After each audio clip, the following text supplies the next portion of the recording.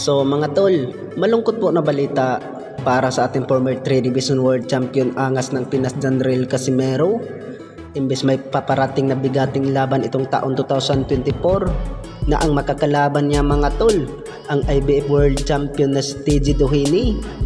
Bukod dyan ay natatandaan po natin na matinding alitan po sa MP Promotion Manager na si Sean Gibbons at ang angas ng Pinas Janril Casimero sa sinabi ni Jason Casimero mga tol na asong puti at puting itlog. At itong si TG Doheny mga tol ay bata pala to sa MP Promotion, kaya pinurnada po ni Sean Gibbons na ayaw ilaban la kay angas ng Pinas Janril Casimero.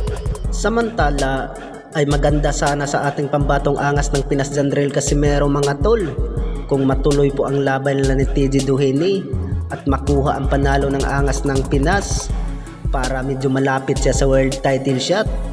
At gusto man naman natin mga tol na may tapat po ang angas ng Pinas Janril Casimero sa undefeated ng 4 Division World Champion na Uya Inoue. Bukod dyan, baka iba na lang po ang makakalaban ng angas ng Pinas Janril Casimero, pero hindi pa po natin alam mga tol kung sino ang makakalaban ng angas ng Pinas. Bukod dyan ay may narinig po natin na balita mga tol na gustong itapat po ang ating dalawang pambato kay Sean Gibbons, Unified WB at IBF Super Bantamweight World Champion Marlon Tapales, at ang isa nating pambatong former 3 Division World Champion angas ng Pinas Janril Casimero. Dahil dyan mga tol, kaya gusto po itapat ni Sean Gibbons ang ating dalawang pambato mula nung natalo po si Marlon Tapales sa kamay ni Uya Inoue. At natatandaan po natin mga tol na ang banat po ng angas ng Pinas ay sinabi niya na parang hindi daw gustong manalo itong si Marlon Tapales dahil ay puro lang daw dipinsa kay Uya Inoue.